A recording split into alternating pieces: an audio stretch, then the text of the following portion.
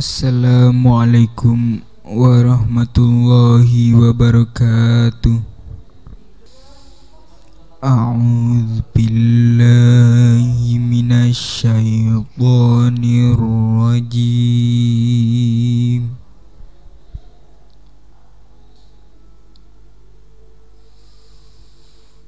Bismillahirrahmanirrahim.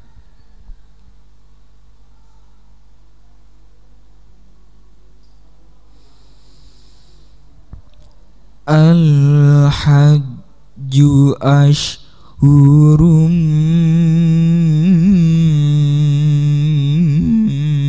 ma'lumat.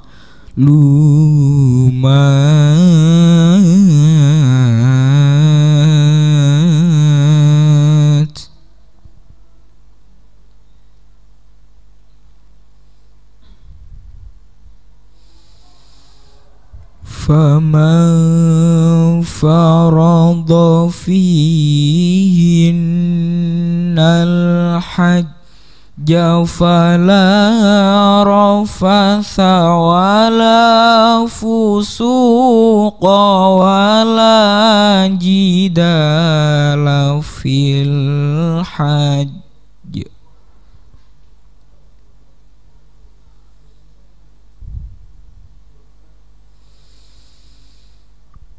Wa ma taf'alu min khairin ya'lamhu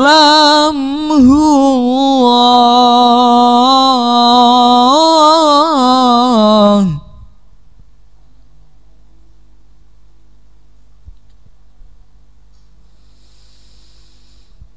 wa tazawwadu fa inna khairaz zadit taqwa wattaquni ya ulil albab.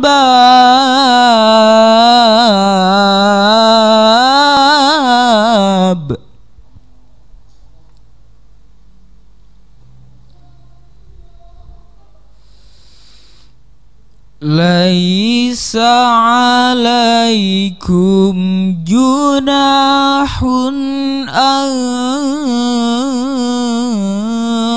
tabtagu fadlam mir rabbikum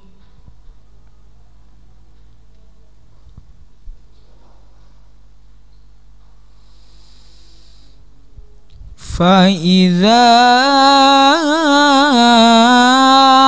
أَفَضْتُم مِّنْ عَرَفَاتٍ فاذكروا الله عند المشعر الحرام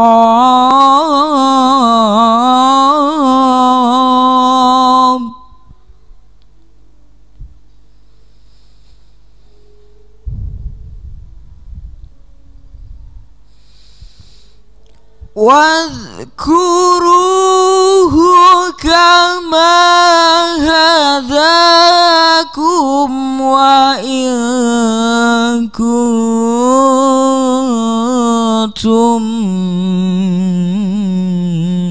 من قبله لمن الضالين.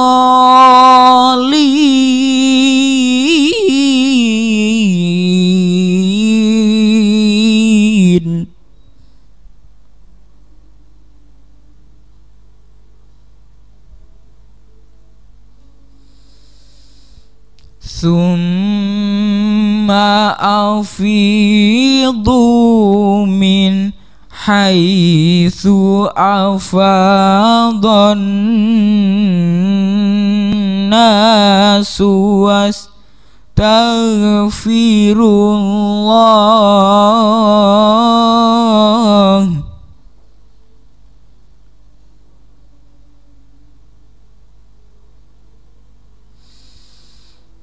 Inna Allaha ghafurur rahim.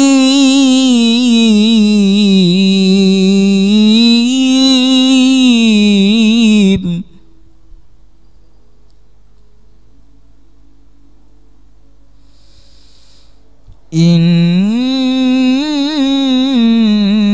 Allaha ghafurur rahim.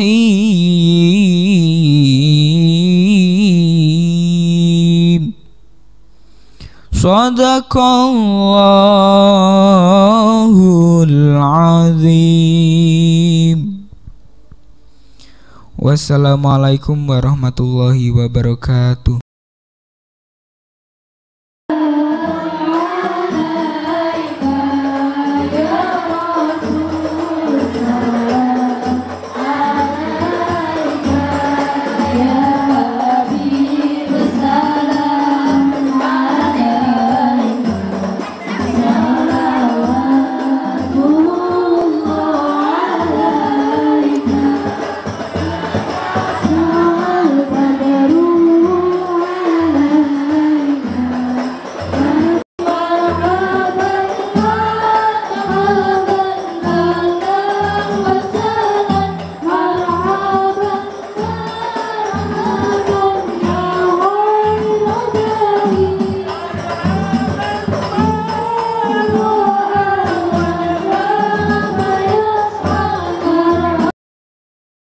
Assalamualaikum warahmatullahi wabarakatuh.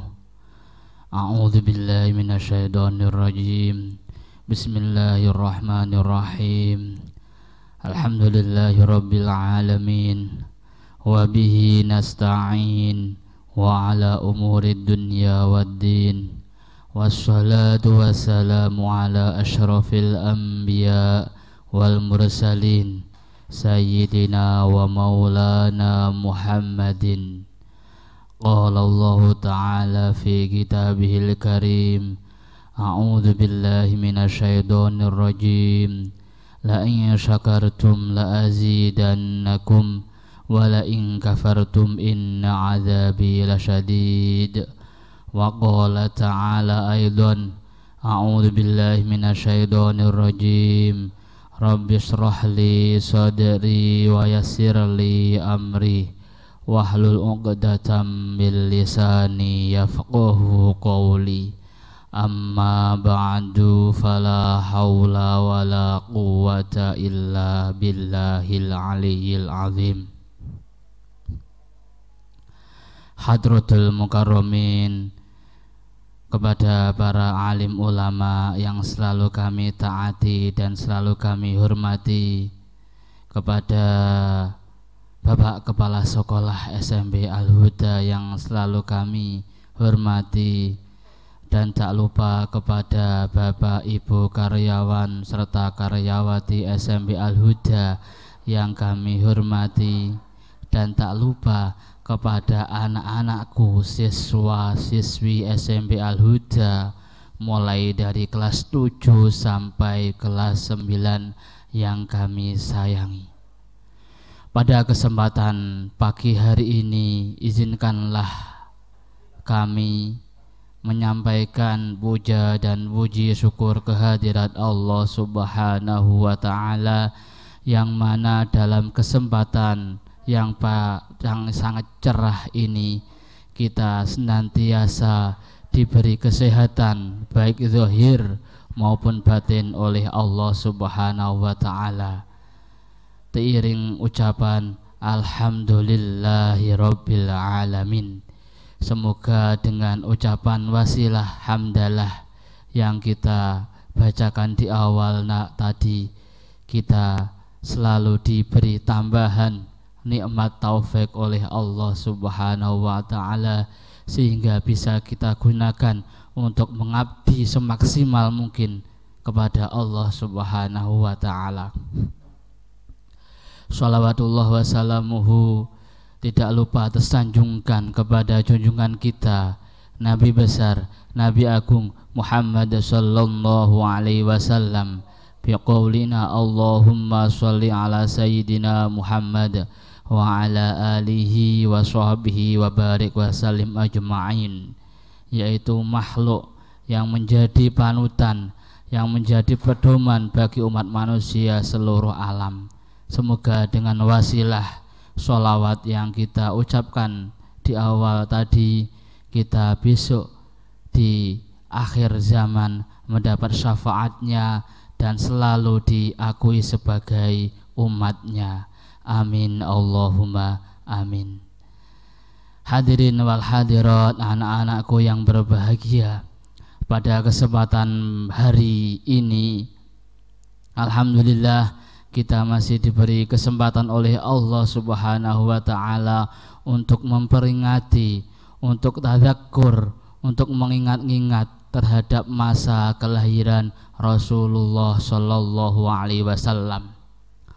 Anak-anakku, perlu diketahui bahwasannya kira-kira 5 sampai 6 abad yang lalu kita diberi anugerah oleh Allah Subhanahu wa ta'ala, diberi kenikmatan yang sangat besar sekali, yaitu bahwasannya pada waktu itu telah lahirlah manusia yang akan membebaskan kita dari zaman kegelapan menuju zaman terang benderang, yakni agama Islam, minadzulumati ilan nur. Yaitu apa hari itu? Hari itu telah lahirlah umat Allah yang bernama Muhammad, yang kelak menjadi Rasulullah, yang kelak menjadi Nabi Allah, yang mana pada peristiwa itu bersamaan dengan peristiwa diserangnya kota Mekah oleh pasukan gajah. Siapa yang lahir? Yaitu Muhammad Rasulullah pada tanggal 12 Rabiul Awal yang masyhur dengan sebutan tahun gajah. Kenapa disebut dengan tahun gajah? Karena di awal sudah saya sampaikan, pada waktu itu kota Mekah diserang oleh pasukan yang mengendarai gajah. Anak-anakku yang berbahagia, perlu diketahui zaman sebelum Rasulullah Shallallahu Alaihi Wasallam dilahirkan, keadaan masyarakat Arab khususnya dan dunia umumnya mencapai puncak kemerosotan, kezaliman, kejahiliahan, kemudian kemaksiatan sangatlah meluas. Yang perempuan tidak dikenal, yang perempuan tidak dianggap, yang laki-laki sangat berkuasa. Bayi perempuan dibunuh hidup-hidup, bayi perempuan dipendam hidup-hidup tanpa ada belas kasihan sama sekali. Pada waktu itu zaman sudah mencapai puncak kemerosotan, yang sehingga Allah mengambil kebijaksanaan, yaitu menurunkan, yaitu mengutus seorang Rasul yang bernama Muhammad Rasulullah Sallallahu Alaihi Wasallam dari seorang pasutri, pasangan suami istri bernama Abdullah dan juga Sayyidah Aminah. Namun dalam perjalanannya belum sampai lahir Muhammad Rasulullah, ayahanda yang bernama Abdullah telah meninggalkan dunia yang fana ini, sehingga Siti Aminah atau Sayyidah Fatimah mengandung Muhammad Rasulullah dengan tanpa didampingi seorang ayah, dengan tanpa didampingi oleh seorang ibu, dengan tanpa didampingi oleh seorang ayahanda, dengan tanpa didampingi oleh seorang suami.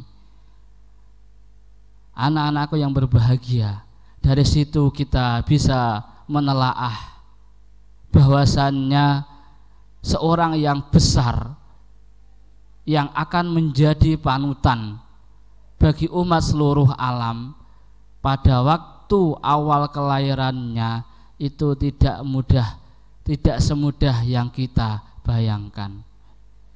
Sesudah Rasulullah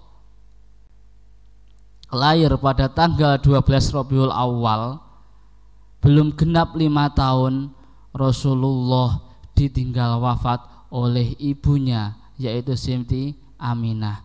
Kemudian estafet yang memelihara Rasulullah, yang merawat Rasulullah, yang mendidik Rasulullah dialihkan kepada kakeknya. Dan enggak berhenti di situ, belum sampai dewasa kakeknya juga meninggal. Kemudian dirawat oleh yang namanya pamannya. Dari situ Rasulullah berkembang menjadi pemuda yang dewasa.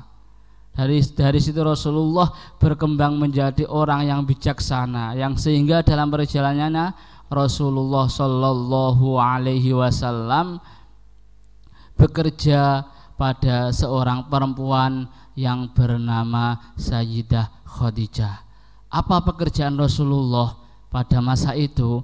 Yaitu Rasulullah Shallallahu Alaihi Wasallam berdagang, membawa dagangan Sayyidah Khadijah. Dalam perkembangannya Rasulullah Shallallahu Alaihi Wasallam berdagangnya itu penuh dengan kejujuran, penuh dengan ketelitian, yang sehingga timbullah minat dari Sayyidah Khadijah untuk melamar Rasulullah Shallallahu Alaihi Wasallam. Suatu hari kelak Rasulullah sudah mapan. Dari kejujuran dan juga ketelitian dalam berdagang itu pun juga mempengaruhi terhadap proses perdagangannya. Apakah dagangnya lancar atau tidak, itu juga berpengaruh. Sehingga dagangan Sayyidah Khadijah laku pesat berdasarkan dari pengalaman Rasulullah Shallallahu Alaihi Wasallam yang mempunyai jiwa jujur, yang mempunyai jiwa ketelitian, sehingga pada perjalanannya Rasulullah Shallallahu Alaihi Wasallam selalu membawa untung yang melimpah, yang membuat hati senang Siti Khadijah. Anak-anakku yang dirahmati Allah Subhanahu wa Ta'ala, setelah menikah Rasulullah Shallallahu Alaihi Wasallam tetap mendampingi Sayyidah Khadijah dalam perdagangannya. Suatu hari Rasulullah sudah mencapai usia 40 tahun. Rasulullah Shallallahu Alaihi Wasallam bermimpi. Rasulullah Shallallahu Alaihi Wasallam mendapat wahyu yang pertama kali, yang kemudian daripada wahyu itu Rasulullah Shallallahu Alaihi Wasallam disuruh oleh Allah Subhanahu wa Ta'ala untuk berdakwah. Dakwah pada zaman Rasulullah Shallallahu Alaihi Wasallam itu ada dua metode. Yang pertama yaitu dengan berdakwah bisirri, yang kedua yaitu berdakwah dengan bil jahri. Apa dakwah dengan sirri? Yaitu dakwah yang dilakukan oleh Rasulullah Shallallahu Alaihi Wasallam dengan sembunyi-sembunyi. Rasulullah Shallallahu Alaihi Wasallam menyebarkan kalimat tauhid, yaitu ilahiyah, menyembah kepada Allah hanya kepada sanak saudara yang sedekat, famili yang dekat, tidak sampai kepada halayak ramai, karena masih dipenuhi dengan rasa takut. Setelah Rasulullah Shallallahu Alaihi Wasallam berdakwah dengan menggunakan metode sirri berhasil, Allah Subhanahu wa Ta'ala melalui malaikat Jibrilnya mengutus Rasulullah untuk berdakwah secara terang-terangan atau bil jahri. Terus apa yang didapat Rasulullah? Respon masyarakat bagaimana? Banyak sekali yang menentang. Tetapi Rasulullah dengan sifat sobarnya, dengan sifat sidiknya, dengan sifat amanahnya, dengan sifat tabahnya, Rasulullah sukses membuat masyarakat Arab umumnya, masyarakat Mekah Madinah khususnya memeluk agama Islam. yang sampai detik ini, sampai sekarang ini masih kita rasakan bagaimana imbas daripada ajaran Islam yang dibawa oleh Rasulullah Shallallahu Alaihi Wasallam. Anak-anakku yang berbahagia, adapun ajaran yang dibawakan oleh Rasulullah itu konsepnya adalah uswah hasanah. Laqad kana lakum fi Rasulillah uswatun hasanah liman kana yarjullaha wal yaumal akhira wa dzakara dzikran katsira. Bahwasannya pada diri Rasulullah Shallallahu Alaihi Wasallam itu ada uswah hasanah. Apa uswah hasanah itu? Suri tauladan yang baik. Pada diri Rasulullah itu ada suri tauladan, ada cerminan kebaikan dari segala lini, baik dari baik dari sisi perekonomian, baik dari sisi sosial, baik dari segi religius, semuanya ada pada diri Rasulullah Shallallahu Alaihi Wasallam. Yang mana uswah hasanah itu wajib kita telaah, wajib kita renungi, dan yang paling wajib adalah kita amalkan. Karena manusia yang wajib diidolakan oleh umat manusia di seluruh dunia itu adalah Muhammad. Muhammad is number one. Seperti itu. Jangan sampai kalian semua mengidolakan selain Nabi Muhammad Sallallahu Alaihi Wasallam. Kenapa?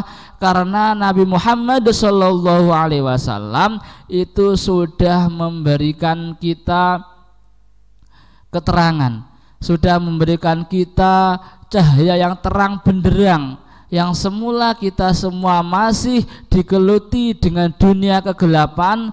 Setelah Rasulullah Shallallahu Alaihi Wasallam lahir, kita terlepas dari zaman jahiliyah atau zaman kebodohan, zaman kegelapan, menuju zaman ketenangan atau terang benderang. Anak-anakku yang berbahagia, dari kisah yang saya sampaikan di awal, ada beberapa item hikmah yang bisa kita gunakan sebagai rujukan, yang bisa kita gunakan sebagai tolak ukur, yang bisa kita gunakan untuk meraih dakhalal jannah. Apa saja? Yang pertama yaitu Rasulullah Shallallahu Alaihi Wasallam mempunyai kesempurnaan sifat, baik dari segi sifat amanahnya, dari segi sifat jujurnya, semua ada pada diri Rasulullah Shallallahu Alaihi Wasallam. Yang sehingga konsep dari kejujuran itu bisa digambarkan sebagai akhlakul karimah. Itu dari sisi diri Rasulullah Shallallahu Alaihi Wasallam. Nyaris jikalau ada seseorang yang dalam perjalanannya kurang begitu mengindahkan atau bahkan mengecewakan atau bahkan mengecilkan terhadap ajaran berupa amaliyah Rasulullah, niscaya orang tersebut akan termahjub atau terhalang dari syafaatul uzma, dari syafaati Rasulullah Sallallahu Alaihi Wasallam. Anak-anakku yang berbahagia, item selanjutnya yaitu berkaitan dengan kebutuhan sosial.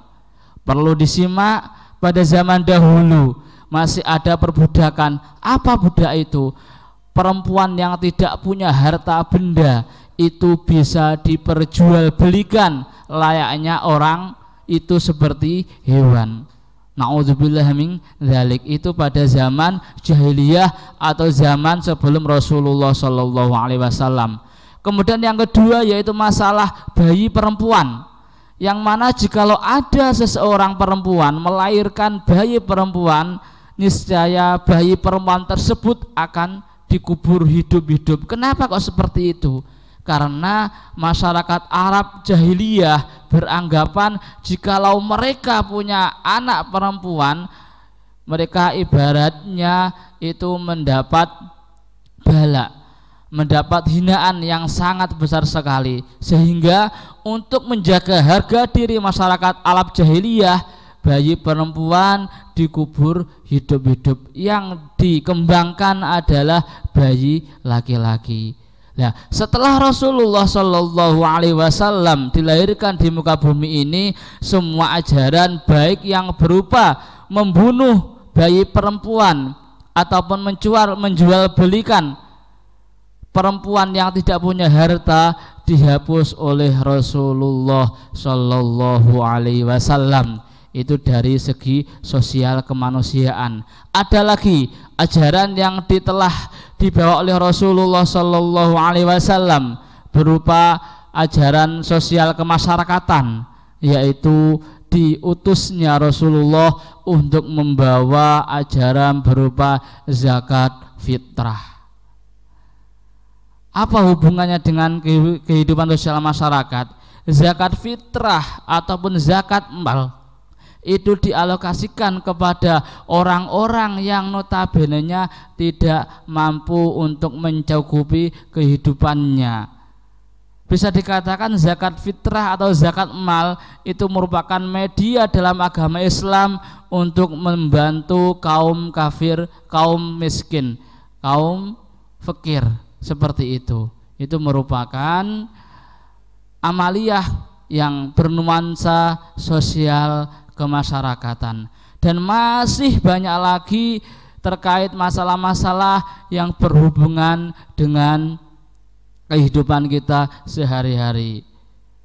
Anak-anak yang berbahagia, maka dari itu momen yang sangat berbahagia ini, momen yang sangat istimewa ini, yaitu Maulid Rasulullah Shallallahu Alaihi Wasallam, kita gunakan untuk menelaah, untuk mengingat-ingat, dan bahkan untuk merubah pola hidup kita, pola pikir kita, bagaimana pola hidup kita, bagaimana pola pikir kita bisa menyamai atau bahkan persis dengan Rasulullah Shallallahu Alaihi Wasallam, yang sehingga jikalau kita bisa meniru secara maksimal terhadap apa yang sudah dilakukan oleh Rasulullah Shallallahu Alaihi Wasallam, kelak kita bisa dakhalal jannah. Amin Allahumma amin.